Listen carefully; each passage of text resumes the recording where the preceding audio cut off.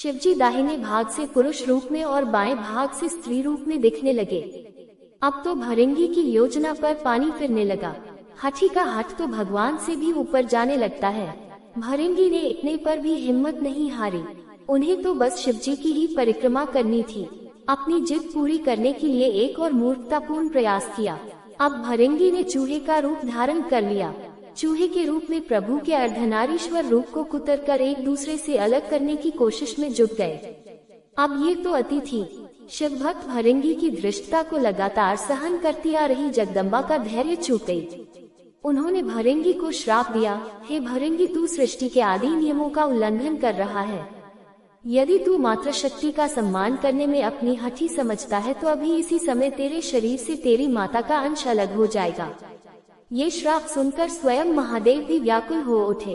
भृंगी की बुद्धि भले ही हर गई थी, पर महादेव जानते थे कि इस श्राप का मतलब कितना गंभीर है। शरीर विज्ञान की तंत्रोक्त व्याख्या के मुताबिक इंसान के शरीर में हड्डियां और पेशियां पिता से मिलती हैं, जबकि रक्त और मांस माता के अंश से प्राप्त होता है। फिर क्या था, भृंगी की तो दुर्गति हो गई। उनके शरीर से तत्काल रक्त और मांस अलग हो गया। शरीर में बची रह गई तो सिर्फ हड्डियां और मांसपेशियां। मृत्यु तो हो नहीं सकती थी, क्योंकि वो अभिमुख कैलाश के क्षेत्र में थे और स्वयं सदाशिव और महामाया उनके सामने थे। उनके प्राण हरने के लिए यमदूत वहां पहुंचने का साहस ही नहीं कर सकते थे। असह्य पीड़ा से भृंगी बेचैन होने लगे।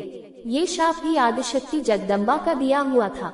उन्होंने ये शाप भृंगी की भेद बुद्धि को सही रास्ते पर लाने के लिए दिया था, इसलिए महादेव भी बीच में नहीं पड़े। इस शाप का लाभ ये हुआ कि भृंगी असहनीय पीड़ा में पड़कर समझ गए कि पितृशक्ति किसी भी सूरत में मातृशक्ति से परे नहीं है।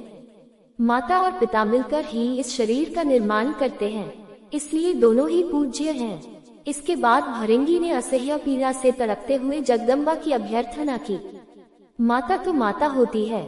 उन्होंने तुरंत उन पर कृपा की और पीड़ा समाप्त कर दी। माता ने अपना शाप वापस लेने का उपक्रम शुरू किया, लेकिन धन्य थे भक्त भृंगी भी। उन्होंने माता को शाप वापस लेने से रोका।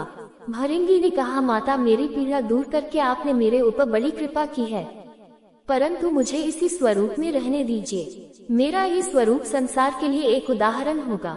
इस सृष्टि में फिर से कोई मेरी तरह भ्रम का शिकार होकर माता और पिता को एक दूसरे से अलग समझने की भूल न करेगा। मैंने इतना अपराध किया, फिर भी आपने मेरे ऊपर अनुग्रह किया। अब मैं एक जीवंत उदाहरण बनकर सदैव आपके आसपास ही रहूंगा। भक्त की यह बात सुनकर महादेव और जगदम्बा दोनों पुलकित हो गए। अर्धनारीश्वर स्वरूप धारण किए हुए माँ जगदम्बा और पिता महादेव ने तुरंत भृंगी को अपने गणों में प्रमुख स्थान दिया। भृंगी चलने फिरने में समर्थ हो सके, इसलिए उन्हें तीसरा पैर भी दिया। तीसरे पैर से वह अपने भार को संभालकर शिव पार्वती के साथ चलते हैं। अर्धनारीश्वर भगवान ने कहा, हे भृंगी, तुम सदा हमारे साथ रहोगे। तुम्हारी उपस्थिति इस जगत को संदेश होगी कि हर जीव में जितना अंश पुरुष है उतनी ही अंश है नारी। नारी और पुरुष में भेद करने वाले की गति तुम्हारे जैसे हो जाती है। पुरुष और स्त्री मिलकर संसार को आगे बढ़ाएं। दोनों बराबर अंश के योगी ही, यही सिद्ध करने को मैंने अर्धनारीश्वर रूप धरा है। स्त्री पुरुष दोनों का अपना स्थान, अपना अस्तित्व है। इसे नकारने वाले को शिव शिवा दोनों में से किसी की भी कृपा प्राप्त नहीं होती। वह जीव मृत्युलोक में सदा शिव शिवा की कृपा के लिए तरसता ही विदा हो जाएगा। भृंगी को वो पद प्राप्त हुआ जिसे हासिल करने के लिए इंद्रादि बड़े बड़े देवता भी लालायित रहते हैं। संसार को मैथुनी सृष्टि की व्यवस्था शिवजी ने दी है।